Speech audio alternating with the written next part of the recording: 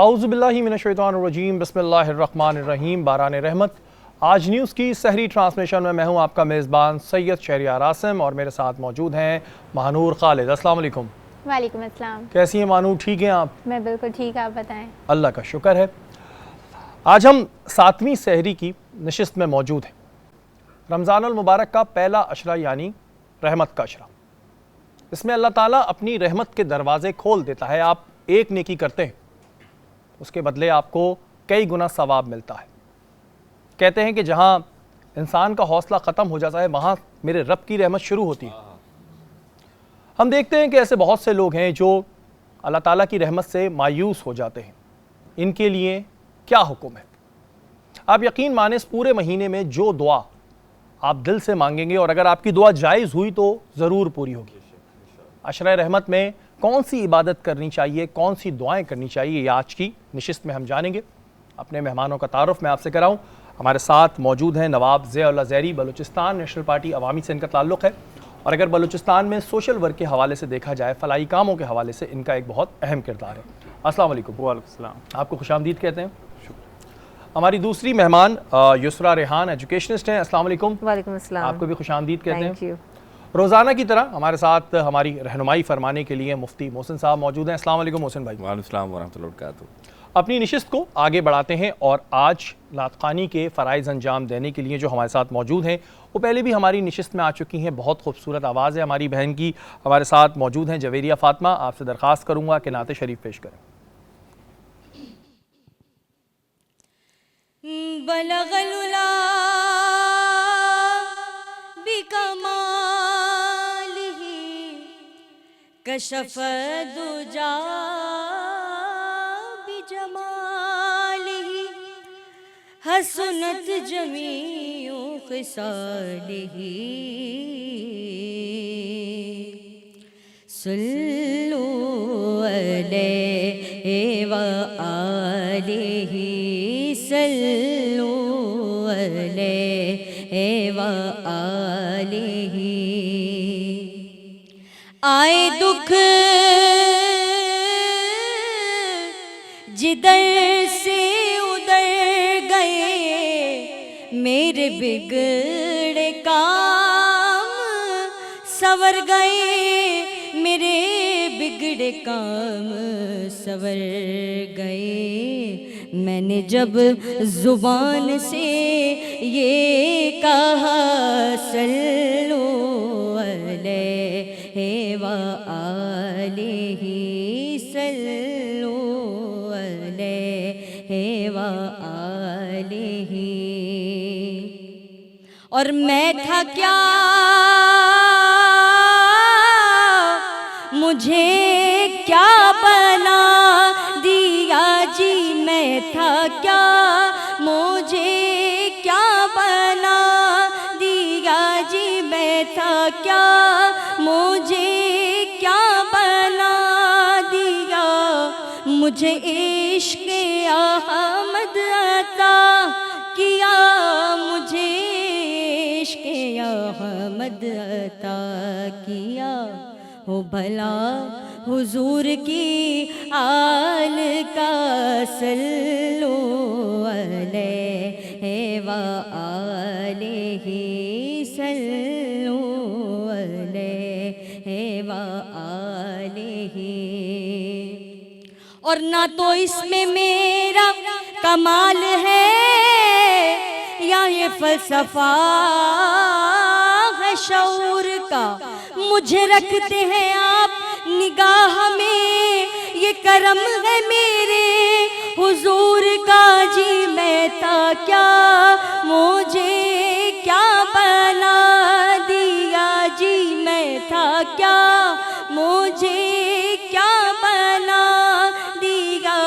मुझे इश्क़ अहमद अता किया, मुझे इश्क़ अहमद अता किया।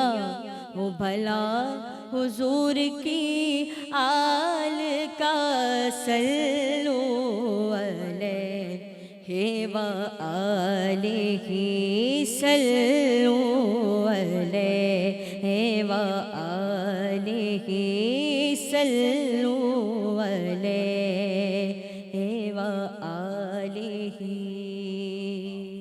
माशाल्लाह माशाल्लाह जवेरिया, बहुत खूब। और माशाल्लाह आप हमेशा हमारी नशिस्त में आती हैं और अपना हिस्सा भी डालती हैं। बहुत शुक्रिया, अल्लाह ताला आपके नसीब अच्छे करे। बहुत सारी दुआएं आपके लिए और तमाम मुसलमानों के लिए ये दुआ कि अल्लाह ताला हम सबको मदीने की ज़ियारत करवाए। आमीन। जितने भी मुसलमान हैं उन सबको एक दफ़ा मदीने की ज़ियारत ज़रूर हो। मेहमानों की जानिब आते हैं। ज़िया, आपसे शुरू करूँगा। बलूचिस्तान में इस वक्त क्या कंडीशन है? जब कोरोना वायरस था तब आप लोगों ने एक बड़ी ड्राइव की राशन के हवाले से, उसके अलावा भी फलाही काम आप करते ही रहते हैं। इस वक्त क्या सूरत हाल देख रहे हैं आप? क्योंकि महंगाई भी बहुत है और फिर कुछ इलाके ऐसे हैं जहाँ पर गुर्बत बहुत है, तो अभी क्या पोजीशन है? सबसे पहले मैं आपको बताता चलूँ कि जब पिछले साल कोविड था, वहाँ पे मैं ख़ुद लॉकडाउन में फंसा हुआ था दुबई के अंदर। तो मेरे काफ़ी लोगों ने मुझसे रब्ता किया कि यहाँ पे सूरत हाल बहुत ही नाजुक है, क्योंकि अपना एक ही छोटा शहर है। तो वहाँ पे मेरे ख़्याल से एक ही ग्रोसरी स्टोर खोला हुआ था जो 10 लाख की आबादी के लिए। तो ट्रांसपोर्ट भी बंद था, तो काफ़ी मुश्किलात का सामना करना पड़ा लोगों को।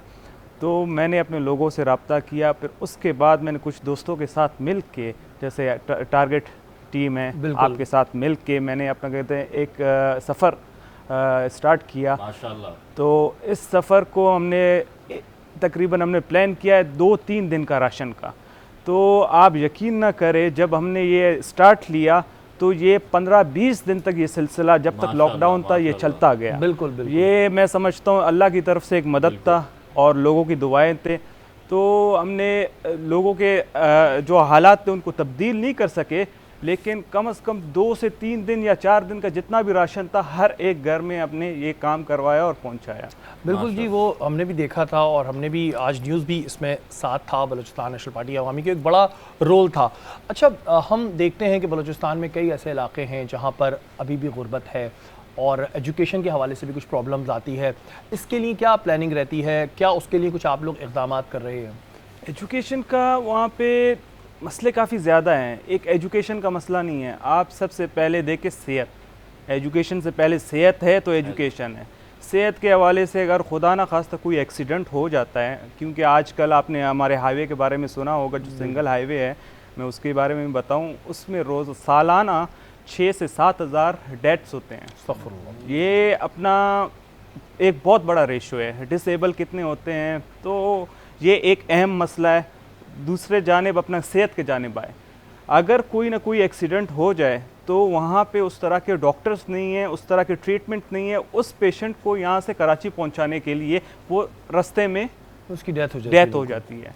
तो आप ये सोचें, ये 2 चीज़ें हैं। तो उसके लिए आप लोगों ने कोई बात की है? उसके लिए कुछ गवर्नमेंट के साथ हो रही होती है बात? हाईवे के थ्रू फेडरल गवर्नमेंट ने अपना क्या कहते हैं एक बजट मंजूर किया है। अभी तक इम्प्लीमेंट नहीं हुआ, काम शुरू नहीं हुआ, लेकिन वो कह रहे होगा। अभी ये पता नहीं है कब होगा, लेकिन इसका काफ़ी बिल्कुल जी, गवर्नमेंट को चाहिए, क्योंकि मैं भी अक्सर सुनता रहता हूँ कि जो वहाँ पे हाईवे है वो सिंगल है और ज़ाहिर गाड़ियाँ आ रही होती हैं, फिर चढ़ाई थोड़ी ऊपर नीचे है, तो उसमें काफ़ी एक्सीडेंट होते हैं, जिसकी वजह से अमवात भी होती है। हॉस्पिटल के मसले और भी बहुत से मसले हैं, इसको भी हम डिस्कस करेंगे। या वक्त हुआ एक ब्रेक का, ब्रेक के बाद हाजिर होता हूँ।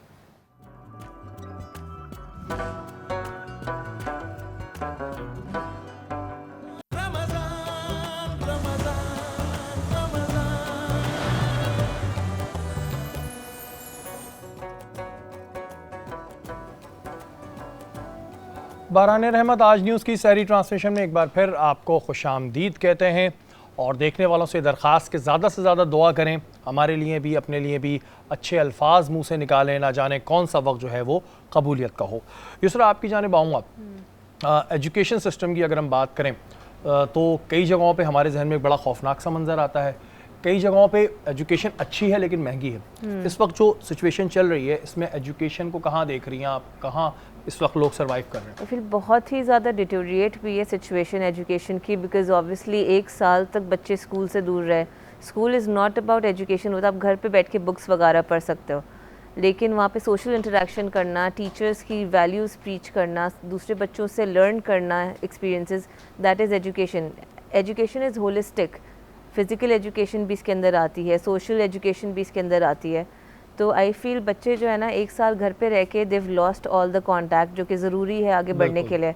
और एजुकेशन में भी बहुत ही ज़्यादा एक्सपोजर टू इलेक्ट्रॉनिक आइटम्स, उससे भी बच्चों को हेडेक्स और आई स्ट्रेन और ये सब हो जाते हैं। तो आई फील उसकी वजह से भी बच्चे they started losing interest in studies. अच्छा, ये जो ऑनलाइन क्लासेस हम देख रहे हैं कि ऑनलाइन क्लासेस दी जा रही हैं, इसको एज अ एजुकेशनिस्ट आप कैसे देखती हैं? क्या ये ठीक है ऑनलाइन क्लासेस लेना? I don't think so. जो अभी फैसला किया है गवर्नमेंट में क्लास 1 से लेके 8 तक की जो है ना क्लासेस ऑनलाइन होंगी, आई फील ये बहुत बड़ा फेल है। बिकॉज जो यंग बच्चे हैं, छोटे बच्चे हैं, वो फिज़िकली स्कूल आके सोशली इंटरेक्ट करके बिल्कुल। डिफरेंट एजुकेशनल मटेरियल्स के साथ मिंगल करके सीखते हैं, लर्न करते हैं। और घर पे बैठ के तो ऑब्वियसली ये सब नहीं हो सकता ना, आपको वर्चुअली सब टीच करना पड़ता है। टीचर्स और एक डिसिप्लिन भी आता है, ज़ाहिर है बच्चा सब उठ रहा है, जा रहा है, एक रूटीन में और है। बच्चा अपने से दूसरे बच्चों के पेयर्स के साथ भी रह के कुछ सीखता है। सिर्फ ये नहीं कि टीचर जो सिखा रही है या घर में पेरेंट्स सिखा रहे हैं उससे सीखे।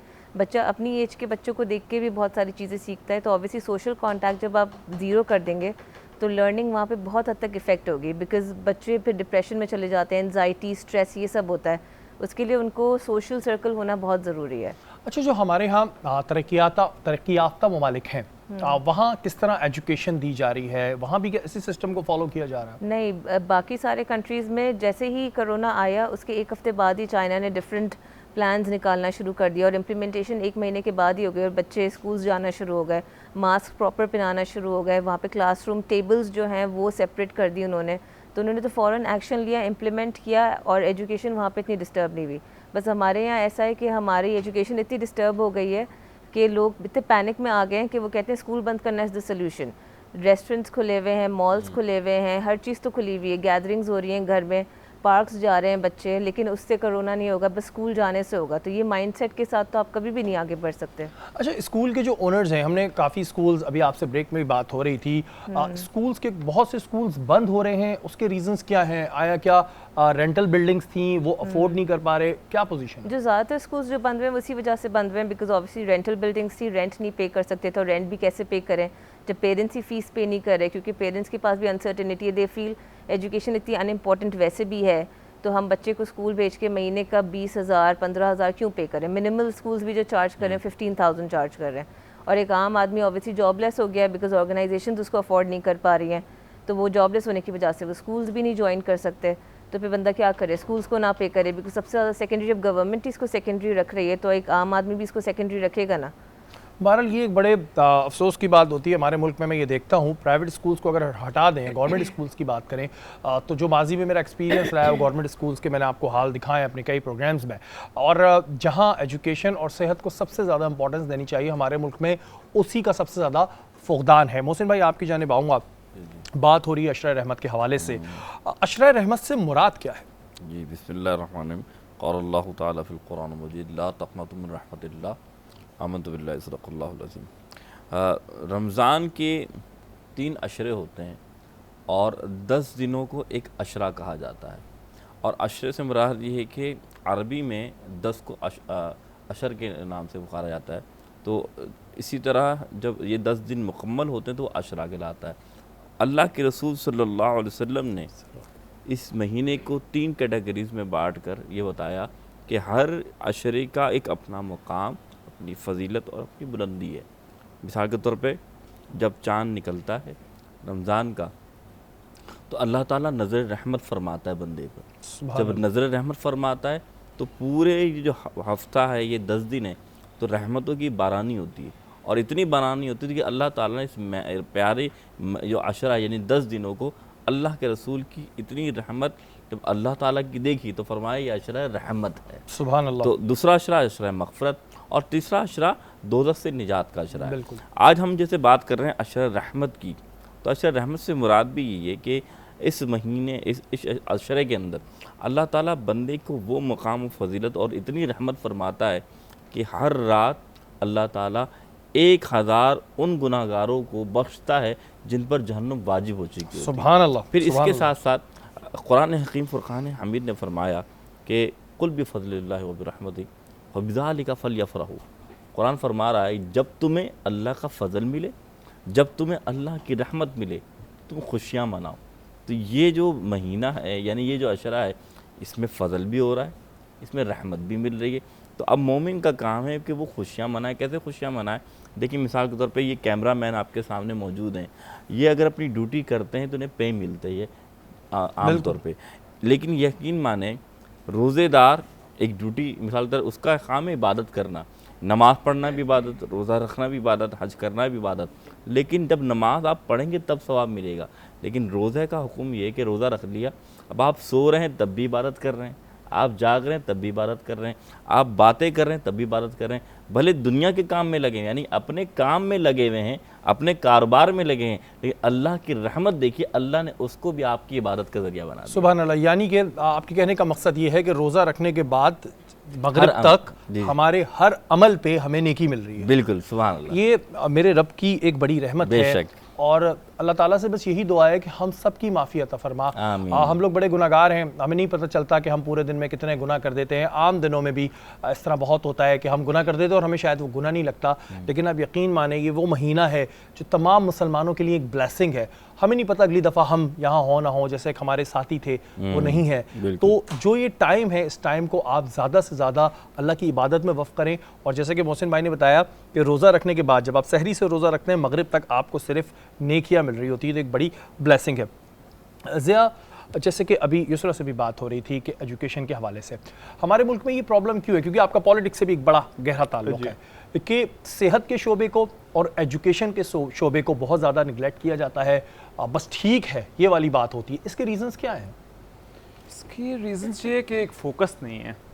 एजुकेशन बस ठीक है, जैसे कि अगर आप बलूचिस्तान में आए तो काफ़ी बड़े यूनिवर्सिटीज़ बनाए जाते हैं, चीज़ें बनाए जाते हैं, एक मैनेजमेंट है, फिर मैनेजमेंट फॉल्ट हो जाता है, उसको फोकस नहीं किया जाता है। यूनिवर्सिटीज़ हैं, स्कूल है, टीचर्स अवेलेबल नहीं है, तो ये एक डिसमैनेजमेंट है जिसको फोकस करना चाहिए गवर्नमेंट को, चीज़ों को देखना चाहिए, फिर ये आगे बढ़ेगा, सिस्टम सही होगा। क्योंकि जब तक सिस्टम अगर सही बराबर नहीं चलेगा तो कुछ नहीं हो सकता।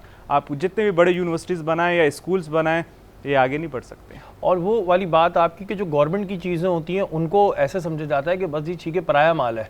जो गवर्नमेंट की चीज़ होती है, प्राइवेट सेक्टर का एक अलग सिनेरियो होता है, लेकिन जो गवर्नमेंट की चीज़ें बनती हैं उसकी मैनेजमेंट कभी भी ठीक नहीं होती, चाहे वो गवर्नमेंट हॉस्पिटल्स हों, चाहे वो यूनिवर्सिटीज़ हों, चाहे वो स्कूल्स हों, उनकी मैनेजमेंट हमेशा हमें डाउन मिलेगी। ऐसा ही है, ऐसा ही है। आप अच्छा दूसरा बात होती है कि हम कहते हैं कि अफोर्ड करना। अब हमारे यहाँ मसला ये है कि इतनी महंगाई बढ़ चुकी है और अभी ये एरा है इसमें तो महंगाई बहुत आसमान से बातें कर रही है। अफोर्ड कैसे करें? अब अगर हम गवर्नमेंट सेक्टर की तरफ जाते हैं तो गवर्नमेंट स्कूल्स का हाल क्या है और हॉस्पिटल्स का हाल क्या है, तो किस तरह अफोर्ड करें? मैं एजुकेशन पे ज़्यादा जानना चाहूँगा कि कैसे अफोर्ड करें। अगर हम अपने बच्चे को गवर्नमेंट स्कूल में भेजते हैं और एक प्राइवेट स्कूल का बच्चा, उसके और उसमें ज़मीन आसमान का फ़र्क होता है, जो एक हकीकत है, किस तरह फिर अफोर्ड करें? सी आई फील जो मेन प्रॉब्लम है, जो कॉज है ना, the problem is basically at the top, at the government level. अब आप एग्जांपल ले रहे हैं, अभी गवर्नमेंट ने ये अनाउंसमेंट किया कि आप ये 15 डेज़ के लिए ऑफ़ कर दें स्कूल्स, इंस्टेड ऑफ ये जो पूरा मंथ है उसको ऑफ देने की बजाय, बिकॉज रमज़ान है, बिकॉज ऑब्वियसली स्टडीज़ भी इफेक्ट होंगी, इसको समर वेकेशंस बना देते और समर वेकेशंस में आप स्कूल ऑन कर देते तो पढ़ाई का लॉस नहीं होता। तो ये जो डिसीजन है, ये डिसीजन मेकर्स जो हैं, जो टॉप पे हैं, वो क्योंकि मेरिट के बेसिस पे नहीं आए हैं, तो that is the only reason. उन्हें पता ही नहीं है ऑर्गेनाइजेशंस में क्या क्या प्रॉब्लम्स हैं। इसी वजह से प्राइवेट स्कूल्स एसोसिएशन बनी है, डिफरेंट एसोसिएशंस बन रही है, लेकिन वो भी एक नहीं है, वो भी 4, 5, 6, 7। अब वो सारी अमेलगमेट होने की कोशिश करती हैं, लेकिन गवर्नमेंट सुनती नहीं है, बिकॉज ऑब्वियसली गवर्नमेंट हायर ही उन लोगों को कर रही है जो कि इनके रेफरेंस से आ रहे हैं। अगर मेरिट बेस्ड हायरिंग हो जाए तो दे नो एग्जैक्टली कि गवर्नमेंट स्कूल्स को भी आप प्राइवेट स्कूल की टक्कर का कैसे बना लें, जैसे बाहर की कंट्रीज़ में होता है। बिल्कुल, बाहर की कंट्रीज़ में गवर्नमेंट स्कूल्स भी उसी लेवल के हैं जो प्राइवेट स्कूल्स हैं, education is the same for all. तो यहाँ पे सिर्फ इसलिए नहीं हो रहा बिकॉज आप मेरिट पे अगर लोगों को हायर करना शुरू कर दें तो वो बेस्ट से बेस्ट देंगे, अप्रेजल्स करें उनके प्रॉपर्ली, कि अप्रेजल्स में भी आप ऐसे करें कि कौन सा बेस्ट परफॉर्मर है उसको आप इंसेंटिव्स दें, तो वो अल्टीमेटली डायरेक्टली मतलब विन विन सिचुएशन होगी। वो भी वर्क हार्ड करेंगे, आपकी इकोनॉमी भी ओवरऑल इम्प्रूव करेगी। अच्छा दूसरा बात जहाँ पर ये कहते हैं कि जी गवर्नमेंट की वहाँ पर अगर हम गवर्नमेंट टीचर्स की सैलरी देखें, मैं मुझे अच्छी तरह याद है मैं एक प्रोग्राम करने गया और वहाँ मैंने उनसे उनकी सैलरी पूछी तो 80,000 भी थी। अच्छा। और इट्स अ गुड अमाउंट, लेकिन वहाँ इंग्लिश के टीचर को अम्ब्रेला की स्पेलिंग नहीं आती थी, वो बच्चों को पढ़ा रहा है बैठा हुआ। तो ये क्या रीजंस हैं कि जब हम टीचर्स हायर कर रहे होते हैं तो क्या हम ये नहीं देखते कि आया ये खुद इस लेवल पर है कि बच्चों को पढ़ा सके? That is what I am saying ना, कि मेरिट पर नहीं आप हायरिंग कर रहे। जब टॉप पे ही बंदा अपने बंदों को लेकर आएगा तो फिर कहाँ से अप्रेजल होगा, कहाँ से हायरिंग होगी? जाहिर है आप अगर अपनी फैमिली मेम्बर को लेकर आते हैं, ज़ाहिर है आप कुछ ना कुछ तो ऑब्वियसली वेस्टेड इंटरेस्ट होगा, आप दिल से ऑब्वियसली उसको कुछ भी नहीं बोलेंगे बुरा, ऑर्गेनाइजेशन में भी आप उसको चलने देंगे बिकॉज ऑब्वियसली वो आपका ब्लड रिलेशन है, आप कैसे उसको इंसल्ट करें, तो मेरिट बेसिस पे आप नहीं कर रहे, वो तो आपको जी, ये बिल्कुल एक इन्होंने एक बहुत अच्छा पॉइंट उठाया कि हमारे यहाँ मेरिट का एक तरीके से कत्ल किया जाता है। बात आते हैं लोग कहते हैं कि जी मेरिट मेरिट मेरिट, लेकिन ऐसा होता नहीं है। बहुत सी जगहों पे हमें ऐसे लोग नज़र आते हैं जो उसके अहल नहीं होते, लेकिन वो किसी के रिश्तेदार होते हैं, तो उन्हें ये पोस्ट मिल जाती है जिसकी वजह से ये सारे प्रॉब्लम्स होते हैं। यहाँ वक्त हुआ एक ब्रेक का, ब्रेक के बाद हाजिर होते हैं।